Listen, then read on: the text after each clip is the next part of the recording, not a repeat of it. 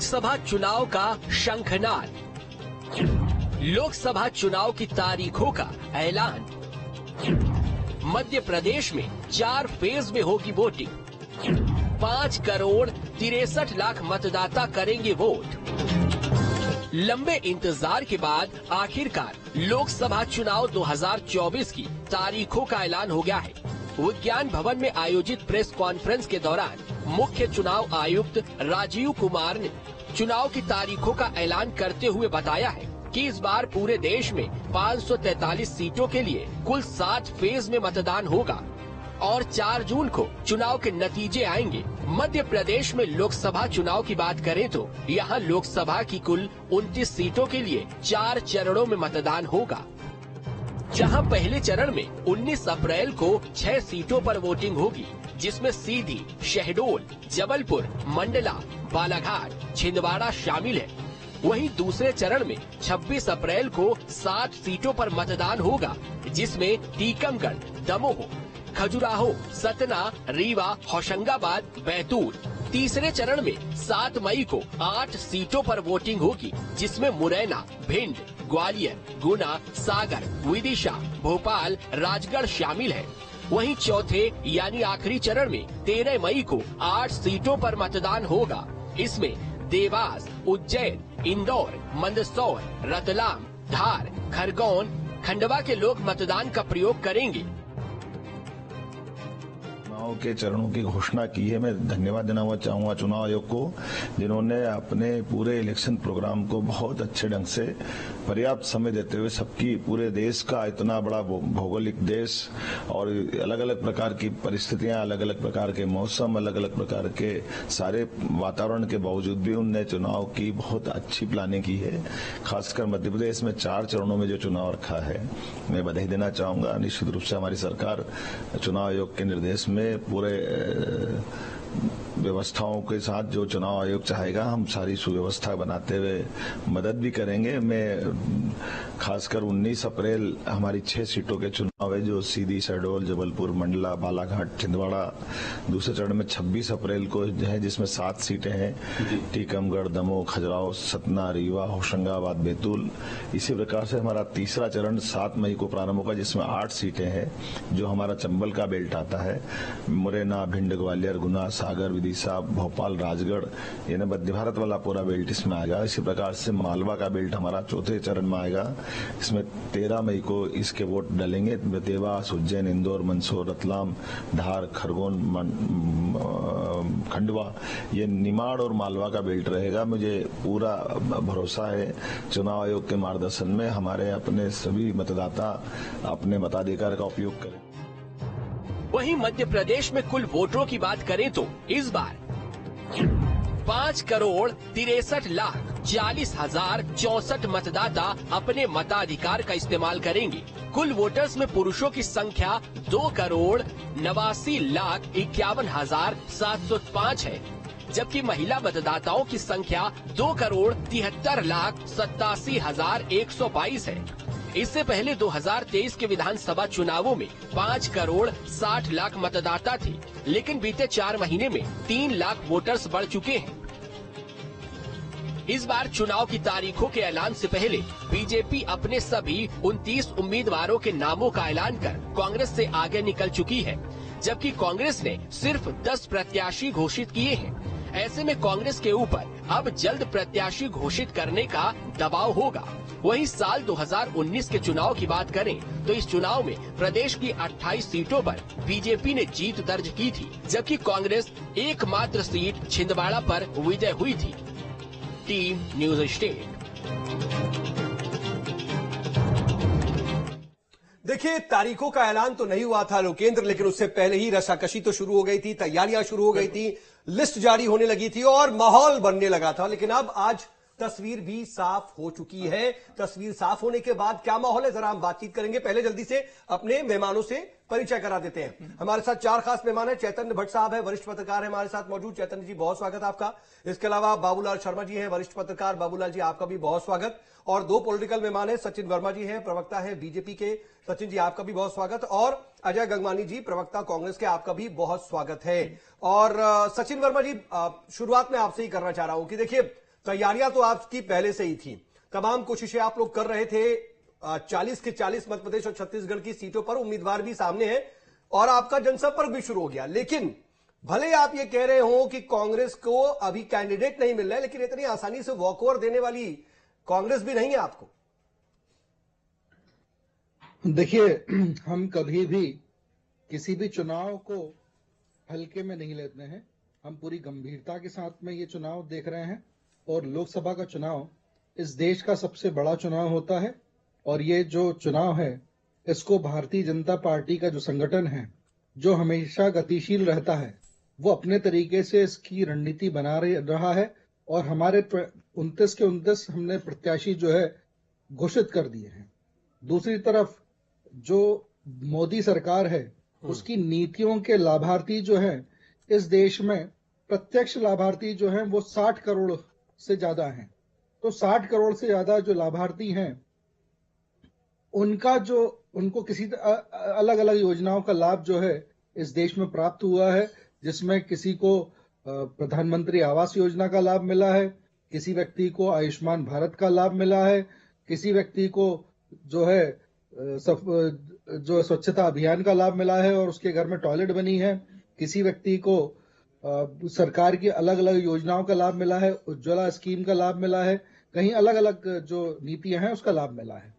तो प्रत्यक्ष जो लाभार्थी हैं, वैसे यही लाभ जब विपक्षी पार्टियां पहुंचाने की कोशिश करते हैं तो सचिन जी बड़ी चतुराई से आप लोग कह देते हैं कि फ्रीबीज बांटी जा रही है। हालांकि फ्रीबीज में फिर आपका भी नाम जुड़ने लगता है कि हम देंगे बिजली, हम देंगे मुफ्त जो है राशन। बहरहाल, लेकिन गंगवाली जी भी हमारे साथ मौजूद है। लेकिन लोकेंद्र जी, मैं इसका जवाब दे दूं आपको। तैयारी लोकेंद्र, उससे पहले आपके कैंडिडेट कहाँ हैं? ना मध्य प्रदेश में पूरे हुए, ना अभी छत्तीसगढ़ में पूरे हुए। देखिए, महत्वपूर्ण ये है कि अगर भारतीय जनता पार्टी इस गलतफहमी में है कि पहले प्रत्याशी घोषित करके वो बढ़त में, तो गलतफहमी। आज कहने के महत्वपूर्ण अंतर ये है लोकेंद्र जी कि भारतीय जनता पार्टी में सारे निर्णय माननीय प्रधानमंत्री मोदी जी और अमित शाह जी दिल्ली के एसी चैम्बर में बैठ के लेते हैं। हमारे यहाँ लोकतांत्रिक प्रक्रिया है, प्रत्येक प्रत्याशी के चुनाव के लिए गहन मंथन, चिंतन और उसका जो सही प्रत्याशी उसको उम्मीदवार घोषित किया जाता है। ये महत्वपूर्ण अंतर है। 19 तारीख को थोड़ा ये जो लोकतांत्रिक प्रक्रिया है इसको थोड़ा समझाइएगा। क्या एक एक प्रत्याशी के लिए वोट कराया जा रहा है छत्तीसगढ़ के कार्यकर्ताओं से? लेकिन जी, मेरा निवेदन एक दो प्रश्न तो जोड़ लीजिए। जैसे आपने उनको डिस्टर्ब नहीं किया, मेरा उम्मीद करता हूं आप अगर प्रक्रिया की बात करें, मैं तो उसको जानना चाहता हूं। हाँ, मैं क्रॉस क्वेश्चन तो करूंगा ना सर आपसे। बिल्कुल लोकेंद्र जी, बिल्कुल स्वागत है उस चीज का। मैं जवाब देने बैठा हूं आपके चैनल पे। मैं स्पष्ट कह रहा हूँ, देखिए हमारी जो बैठक होती है उसमें प्रत्येक व्यक्ति को बोलने का अधिकार है, अपनी राय रखता है, उससे चर्चा के बाद होता है। यहाँ मुझे बता दिया छत्तीसगढ़ की बात करूं लोकेंद्र जी, आपके 9 सांसद जीत के आए, 7 सांसदों के टिकट क्यों काट दिया आपने? अभी मेरे मित्र भाजपा के प्रवक्ता कह रहे थे कि मोदी गारंटी का लाभ प्रत्येक व्यक्ति को मिला। अगर प्रत्येक व्यक्ति को मिला, अगर एंटी इनकम्बेंसी नहीं है तो 7 सांसदों को टिकट क्यों? चलिए, मैं लौट रहा हूं सर आपके पास, थोड़ा सा बस समय दीजिएगा। विष्णुदेव साय इस वक्त क्या कुछ बोल रहे हैं, सुन लेते हैं। सबका विश्वास, जिसको ध्येय वाक्य मानकर हमारे प्रधानमंत्री जी काम कर रहे हैं और इसका परिणाम भारतीय जनता पार्टी को मिलेगा। एनडीए और एक तरफ सर इंडी गठबंधन सर, एक वो भी लगे हुए हैं सर। अब लगे हुए हैं, पिछले चुनाव में भी लगे रहे, कोई भारत जोड़ो यात्रा निकाल रहा है तो कोई न्याय यात्रा निकाल रहा है, सब कुछ करके देख रहे हैं, लेकिन कुछ भी नहीं होने वाला है।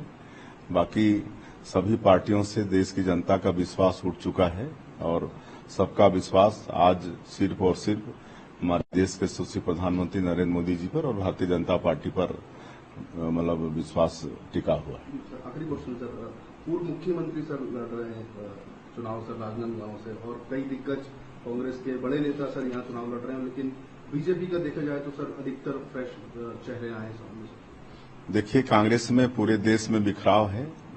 कांग्रेस के लोग कांग्रेस छोड़कर भारतीय जनता पार्टी ज्वाइन कर रहे हैं। आज कोई कांग्रेस पार्टी के टिकट से लोकसभा चुनाव लड़ने को तैयार नहीं है और इसलिए यहाँ के पूर्व मुख्यमंत्री और जो विधायक भी हैं उनको भी लोकसभा का चुनाव लड़ना पड़ रहा है।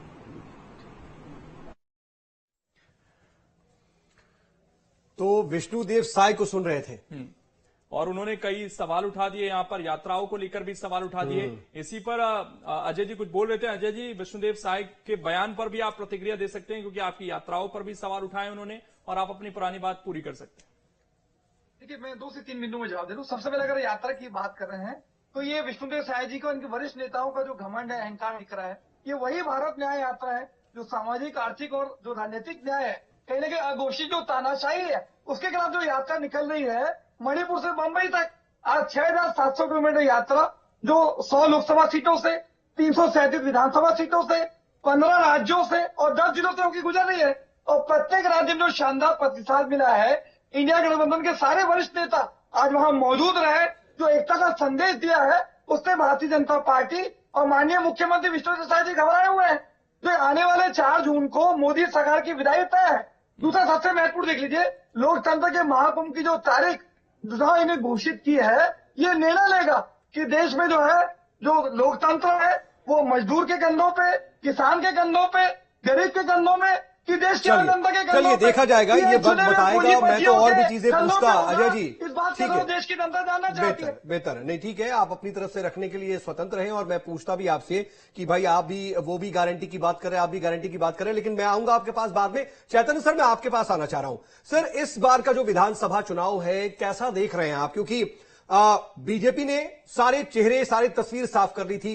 क्या एज मिल रहा है उसको? 29 प्रत्याशी जब जनसंपर्क कर रहे हैं और अभी कांग्रेस में बैठकों का दौर चल रहा है, तो क्या बीजेपी एक कदम आगे आ गई है, या फिर जैसा कि अजय जी कह रहे हैं कि इससे फर्क नहीं पड़ता, थोड़े दिन बाद भी आएंगे तो भी फाइट जो है ग्राउंड पर तगड़ी होगी? देखिए, इसमें तो कोई संदेह नहीं कि भारतीय जनता पार्टी किसी भी चुनाव को बहुत गंभीरता से लेती है। और आपने देखा होगा कि जैसे ही विधानसभा के चुनाव का फैसला आया था, उसके बाद से भारतीय जनता पार्टी ने लोकसभा के चुनाव की तैयारी शुरू कर दी। कांग्रेस की स्थिति अभी मुझे लगता है कि बहुत ऊहापोह की स्थिति में है कांग्रेस, क्योंकि जो नैरेटिव विधानसभा में चलाया जा रहा था और चल रहा था, और जो आपके मीडिया के साथी भी कह रहे थे कि इस बार छत्तीसगढ़ में और मध्य प्रदेश में कांग्रेस की सरकार आएगी, लेकिन जब परिणाम आए तो वो बिल्कुल उलट। उसको लेके कहीं ना कहीं कांग्रेस में एक निराशा का भाव है, और उसके कारण जो कार्यकर्ता है या जो नेता है उनमें भी कहीं ना कहीं एक निराशा का भाव। दूसरी बात, जो लगातार लोग छोड़ के कांग्रेस को जा रहे हैं, ये भी एक बहुत बड़ा संकट है किसी भी पार्टी के लिए कि उसके बड़े बड़े नेता। नहीं चैतन सर, आपने जब इसका जिक्र किया तो मैं इसको जरा सा और समझना चाहूंगा, और ज्यादा इलेबोरेशन चाहूंगा। जब छोड़ने वालों की बात आती है तो हम देख रहे हैं महाकौशल में, और खास तौर पर वो जो कमलनाथ के साथी थे, सुरेश पचौरी से लेकर के जो जगत बहादुर सिंह अन्नू और तमाम जो संजय सिंह वगैरह, तमाम जो नेता हैं, पूर्व विधायक से लेकर के पूर्व सांसद तक, कमलनाथ के गढ़ में सेंधमारी की क्या खास प्लानिंग है? और क्या वाकई इससे कमलनाथ कमजोर हुए हैं? छिंदवाड़ा फतह का जो बीजेपी का प्लान है वो क्या इससे फलता फूलता दिखाई देगा?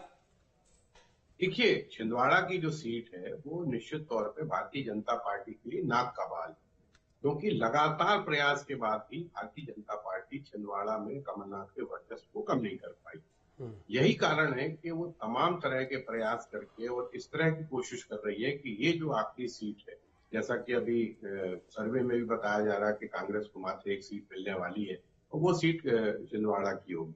उस सीट को भी जीतने के लिए भारतीय जनता पार्टी तमाम तरह के तरीके अपना रही है, और उसमें निश्चित तौर पे जो बड़े बड़े नेता हैं उनको भी अपनी तरफ शामिल किया जा रहा है। कमलनाथ क्योंकि चुनाव लड़ने से इनकार कर चुके हैं, उन्होंने कह दिया कि मेरा बेटा चुनाव लड़ेगा। नहीं, लेकिन सर कमलनाथ को कमजोर तो कर रहे हैं, लेकिन कोई मजबूत प्रत्याशी क्या जो है वो उतार पाए हैं? बंटी साहू क्या उतने प्रबल दावेदार हैं जो नकुलनाथ को टक्कर दे और कमलनाथ का किला ढहा पाए? नहीं, अभी तो देखिए बंटी साहू को उन्होंने टिकट दी है, जो वहां के नगर अध्यक्ष हैं। वो विधानसभा में भी कमलनाथ के खिलाफ खड़े हुए थे, और 37,000 के आसपास की जो उनकी हार थी वो कोई बहुत ज्यादा नहीं होती, क्योंकि वहां तो कमलनाथ लाखों वोटों से जीतते रहे। तो कहीं ना कहीं डिटोरिएशन हो रहा है कांग्रेस के वोटों को लेकर। ये बात अलग है कि वहां विधानसभा की 7 सीटें कांग्रेस के हाथ में आई थी, लेकिन जिस तरह से पार्टी छोड़ रहे हैं लोग, उससे कांग्रेस कहीं ना कम उठेगा। किसी भी पेड़ के अगर पत्ते गिरते हैं तो कहीं ना कहीं उसमें कमजोरी आती है। ये बात सही है कि ये माना जाता है कि पतझड़ के मौसम के बाद कोपलें नई आती हैं और वो बड़े पत्ते बन जाते हैं, लेकिन जब तक वो पत्ते गिर जाते हैं तो वो ठूंठ बन के रह जाता है। तो अभी की स्थिति में कांग्रेस के पास दिक्कत ये है कि उसके पास अगर हम इसको संदर्भ में लें तो शायद इन लोगों को भी उम्मीद है कि वहां थोड़ा पेड़ छायादार है तो छाया मिलेगी। अब सचिन वर्मा जी, ये जो छिंदवाड़ा की बात हम कर रहे हैं और जैसा अभी चैतन्य जी ने कहा कि ये शायद एक बड़ी चुनौती इस वक्त आपके सामने है। अगर हम पिछले इलेक्शन को उठाकर देखें, हालांकि बहुत सारी सीटों को लेकर ये दावा किया जा रहा है तमाम रिपोर्ट्स में कि बड़ी टफ फाइट हो सकती है। आपके दो व्यक्ति तो ऐसे हैं जो विधानसभा चुनाव हार गए, चाहे बात गणेश सिंह की हो या फिर फग्गन सिंह कुलस्ते की बात हो। तो क्या केवल छिंदवाड़ा की फाइट है या और सीटों पर भी आपको लग रहा है कि मुकाबला थोड़ा कड़ा रह सकता है इस बार और पहले जैसी स्थिति नहीं रहेगी? देखिए, मैं भाजपा को एक पॉलिटिकली स्मार्ट पार्टी मानता हूं और भाजपा जो है वो अपने आप को चुनौती देती है। हम लोगों ने अपना जो लक्ष्य है वो लक्ष्य हमने अपना निर्धारित किया है कि पिछली बार जो हमको वोट परसेंटेज था 58%, उस परसेंटेज को हमको 10% बढ़ाना है। तो हमने अपने आप को चुनौती दी है और हमने लक्ष्य लिया है कि हमको 29 की 29 सीटें जीतना है।